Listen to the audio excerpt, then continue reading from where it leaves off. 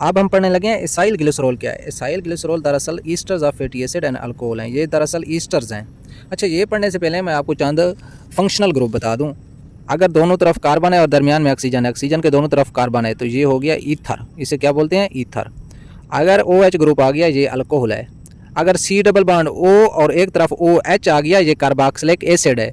और इन्हीं carboxylic acid को हम फैटी एसिड भी कहते हैं। ठीक है, मैंने बताया था कि फैटी एसिड आपको बताऊंगा, तो ये जो कार्बोक्सिलिक एसिड है इन्हीं को फैटी एसिड बोलते हैं। लेकिन तमाम कार्बोक्सिलिक एसिड को फैटी एसिड नहीं बोलते, बल्कि जो even number of carbon atom से मिलकर बने हों, यानी C2, C4, C6, C8, जिस कार्बोक्सिलिक एसिड के अंदर इवन नंबर होंगे कार्बन के, वो कार्बोक्सिलिक एसिड फैटी एसिड में शुमार होते हैं। ठीक है, और ये वाला कौन सा बॉन्ड है, C डबल बॉन्ड O, अगर O के साथ H आ जाए तो वो कार्बोक्सिलिक एसिड है, लेकिन O के साथ फिर कोई ना कोई आगे फंक्शनल ग्रुप के साथ कोई ना कोई R चेन आ जाए तो ये ईस्टर बन जाता है। ये ईथर, ये ईस्टर, ये अल्कोहल, ये कार्बोक्सिलिक एसिड। अब हम पढ़ते हैं एसाइल ग्लिसरॉल क्या है। वो कहते हैं एसाइल ग्लिसरॉल ईस्टर्स हैं। इसका मतलब है एसाइल ग्लिसरॉल में कौन सा फंक्शनल ग्रुप पाया जाएगा, ये वाला। ठीक है, किस चीज़ के ईस्टर्स हैं, फैटी एसिड एंड अल्कोहल के। इसका मतलब है एसाइल ग्लिसरॉल के अंदर दो चीज़ें पाई जाएंगी, एक फैटी एसिड पाया जाएगा, एक अल्कोहल पाया जाएगा।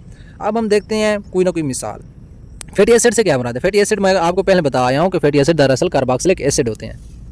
मैंने एक फैटी एसिड लिया, ये वाला फैटी एसिड, ये फैटी एसिड है ना, C double bond OH, carboxylic acid है ना। ठीक है, ये एस्टिक एसिड है। ठीक है, अगर नाम इसका पूछा जाए तो ये एस्टिक एसिड है। ठीक है, एक तरफ मैंने एस्टिक एसिड लिया, दूसरी तरफ मैंने अल्कोहल लिया, क्योंकि एसाइल ग्लिसरॉल्स जो हैं ये दो चीज़ों से मिलकर बने हैं, अल्कोहल से और फैटी एसिड से। मैंने अल्कोहल लिया और फैटी एसिड लिया, फैटी एसिड में एस्टिक एसिड लिया। ठीक है, इन दोनों ने मिलकर ये वाला फंक्शनल ग्रुप बना दिया। ये वाला फंक्शनल ग्रुप कौन सा है, ये ईस्टर्स का ग्रुप है। तो इसका मतलब है एसाइल ग्लिसरॉल दरअसल ईस्टर्स हैं। कौन से ईस्टर्स, जो अल्कोहल और एस्टिक एसिड से मिलकर बने हों। लेकिन in the formation of Easter OH group release from alcohol, OH group alcohol से रिलीज़ होगा और H ग्रुप एस्टिक एसिड से रिलीज़ होगा, यानी फैटी एसिड से रिलीज़ होगा। और ये OH और H मिलके आगे वाटर रिलीज़ कर देंगे। ठीक है, ये भी MCQ आ जाता है कि वाटर की फॉर्मेशन में OH कौन प्रोवाइड करता है, OH अल्कोहल प्रोवाइड करता है, H एस्टिक एसिड प्रोवाइड करता है। ठीक हो गया।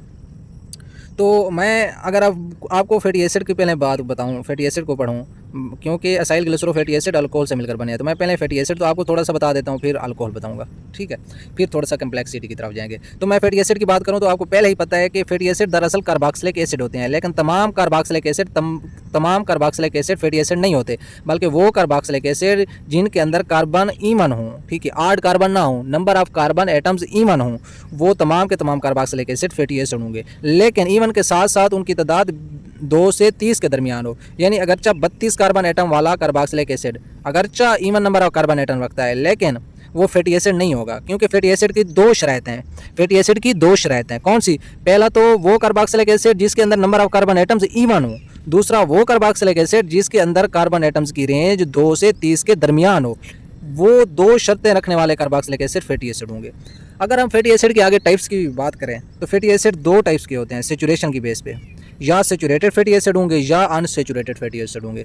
जो सेचुरेटेड फैटी एसिड होंगे उनके अंदर डबल बॉन्ड नहीं होगा, मतलब all the carbon atoms are bounded with single bond. ठीक है, लेकिन जो अनसेचुरेटेड फैटी एसिड होंगे उनके अंदर डबल बॉन्ड होगा, और इनके अंदर एक डबल बॉन्ड नहीं होगा बल्कि 6 डबल बॉन्ड तक हो सकते हैं। ठीक है, यानी एक भी डबल बॉन्ड हो सकता है, 2 भी हो सकता है, 3 भी हो सकते हैं, 4, 5, यानी 6 बॉन्ड तक हो सकते हैं डबल बॉन्ड।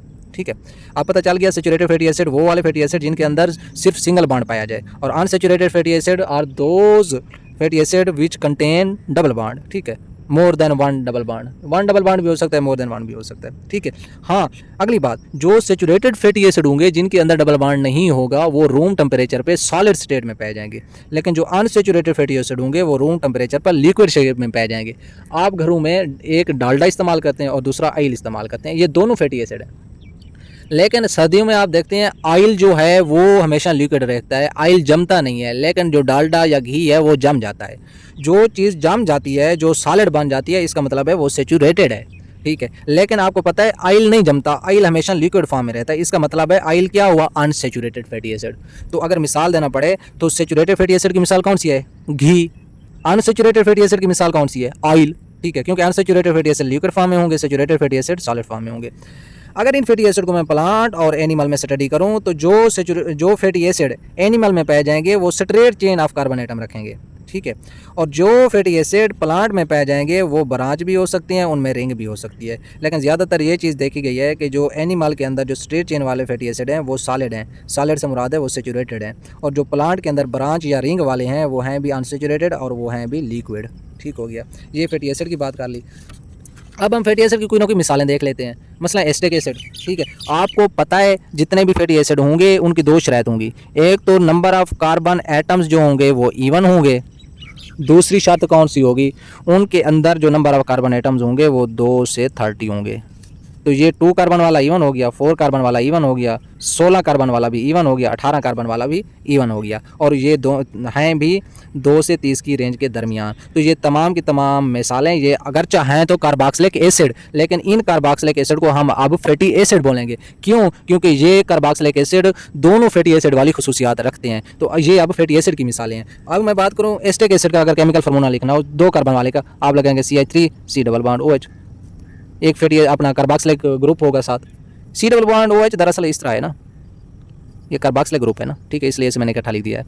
4 कार्बन वाला किस तरह होगा, CH3 CH2 CH2 आखिर पे C double bond OH। C16 वाला पल्मिटिक एसिड किस तरह होगा, पल्मिटिक एसिड C16 वाला वो भी इस तरह होगा, CH3 CH2 लिखते जाएं लिखते जाएं लिखते जाएं, यानी CH2 के आपको कितने 14 लगाने पड़ेंगे एटम्स, ठीक है, 14 ये CH2 वाले, एक ये 15 और C डबल बॉन्ड OH 16 पूरे हो गए, ठीक है।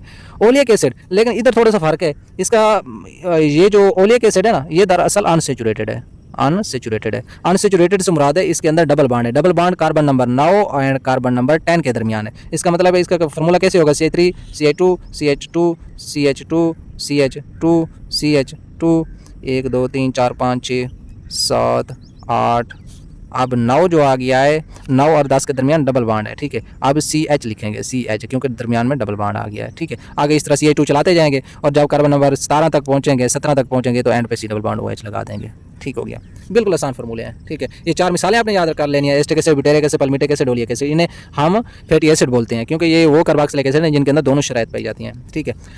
अगर इनमें से मैं देखूं इनकी सॉल्युबिलिटी की बात करूं या मेल्टिंग पॉइंट की बात करूं तो आपको पता है ये सारे के सारे फैटी एसिड पानी में तो हल होते ही नहीं है, लेकिन ये ऑर्गेनिक सॉल्वेंट में हल होते हैं। ऑर्गेनिक सॉल्वेंट कौन से हैं, ईथर, बेंजीन, अल्कोहल, ईस्टर्स, ठीक है, वो मैं पहले बता चुका हूँ।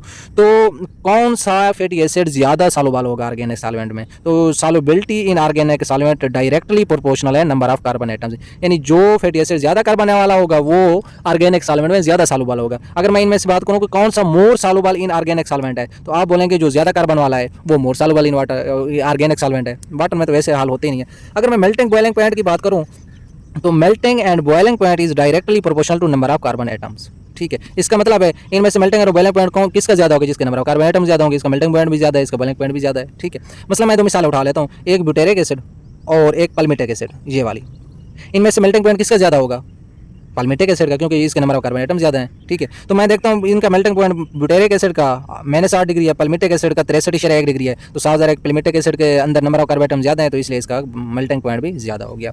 ये मैंने चंद प्रॉपर्टीज़ पढ़ी हैं, ठीक हो गया।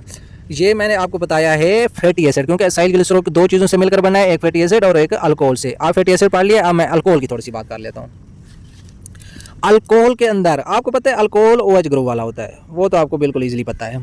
मैं आज आपको बताने लगा हूँ ग्लिसरॉल क्या है। ये ट्राई अल्कोहल है, यानी इसके अंदर 3 OH ग्रुप पाए जाएंगे इस तरह, ठीक है। इसे ट्राईओल भी बोलते हैं, ट्राई अल्कोहल भी बोलते हैं। ट्राई अल्कोहल इसलिए बोलते हैं कि इसके अंदर OH ग्रुप 3 है, ठीक है। ये CH2 CH2 इसके साथ OH 3 OH है, ये हो गया ग्लिसरॉल। ये क्या है, ग्लिसरॉल है, ठीक है। मैं दरअसल आपको समझा रहा था असाइल ग्लिसरॉल। वो कहते हैं अगर हम असाइल ग्लिसरॉल की बात करें, जो मोस्ट वाइड स्प्रेड जो मोस्ट कॉमन असाइल ग्लिसरॉल है वो ट्राई असाइल ग्लिसरॉल है, ठीक है। उसे ट्राई ग्लिसराइड भी बोलते हैं, उसे न्यूट्रल लिपिड भी बोलते हैं। अब मैं आपको बताऊंगा ट्राई असाइल ग्लिसरॉल क्या है, जिसे ग्लिसराइड भी बोलते हैं, जिसे न्यूट्रल लिपिड भी बोलते हैं, वो चीज़ क्या है। अच्छा, वो चीज़ है ये वाली ट्राई ग्लिसराइड या न्यूट्रल लिपिड किस चीज़ से मिलकर बना है। इसके अंदर एक तो 3 यूनिट ऑफ अपना एसिटिक एसिड होंगे या कार्बोक्सिलिक एसिड या फैटी एसिड बोल देते हैं, ठीक है। ये आपको पता है ये फैटी एसिड है, ये वाला फैटी एसिड है ना, कार्बोक्सिलिक एसिड है। R C double bond OH, ये किस चीज़ को ज़ाहिर करता है, ये फैटी एसिड को ज़ाहिर करता है, कार्बोक्सिलिक एसिड को ज़ाहिर करता है। ये कार्बोक्सिलिक एसिड ये है, एक ये है, एक ये, 3 मैंने कार्बोक्सिलिक एसिड लिए, यानी 3 फैटी एसिड लिए, ठीक है। और ये वाला जो ग्लिसरॉल था मैंने इसे उल्ट करके इधर ग्लिसरॉल ये वाला ज़ाहिर किया है, ये वाला ग्लिसरॉल, ठीक है। यानी 3 फैटी एसिड और 1 ग्लिसरॉल मिलेगा, ठीक है। तो किस तरह ग्लिसरॉल का OH ग्रुप और फैटी एसिड का H ग्रुप ये मिलकर ये वाटर रिलीज़ करेंगे, 3 मालिक्यूल्स ऑफ वाटर रिलीज़ होंगे, एक यहाँ से एक यहाँ से एक यहाँ से, ठीक है। तो ये 3 वाटर के मालिक्यूल रिलीज़ हो गए और जो कंपाउंड बनेगा उस कंपाउंड को अब हम नाम देंगे ट्राइग्लिसराइड या न्यूट्रल लिपिड, ठीक है। आप समझ आ गए न्यूट्रल लिपिड कैसे बना है। 3 मैंने फैटी एसिड लिए और 1 ग्लिसरॉल लिया और हर फैटी एसिड का H और इधर ग्लिसरॉल का OH मिलकर वाटर रिलीज़ करते रहेंगे आपस में, ये इधर H और OH रिलीज़ हो गया तो ये वाला अब C डायरेक्ट इस O के साथ बॉन्ड बनाएगा, ठीक है। यानी RC डबल बॉन्ड O फिर CH2, ये वही वाला मैंने लिखा है, ठीक है। सिर्फ दरमियान में से मैंने ये वाले उड़ा दिए हैं वो H2O के फॉर्म में। ये हो गया हमारा acyl glycerol. Acyl glycerol long question है, ठीक है। आपने इसे अटैम्प्ट कैसे करना है। असाइल ग्लिसरॉल का पहले बताना है ये ester of fatty acid alcohol है, उसके बाद इसकी मिसाल देनी है, एक ऐसे अपना फैटी एसिड को बताना है और एक अल्कोहल लिखना है और ये एक बनाना है ईस्टर बनाना है। उसके बाद आप बताएं कि फैटी एसिड का सेचुरेटेड अनसेचुरेटेड प्लांट और एनिमल में क्या खासियत है। अब फैटी एसिड की मजीद कौन सी प्रॉपर्टीज़ हैं, फिर अल्कोहल का बताएंगे, फिर एंड पे बताएंगे असाइल ग्लिसरॉल जो मोस्ट कॉमन असाइल ग्लिसरॉल है वो है ट्राई असाइल ग्लिसरॉल, जिसे ट्राइग्लिसराइड या न्यूट्रल लिपिड बोलते हैं, उसकी ये डायग्राम बना देनी है, ठीक हो गया।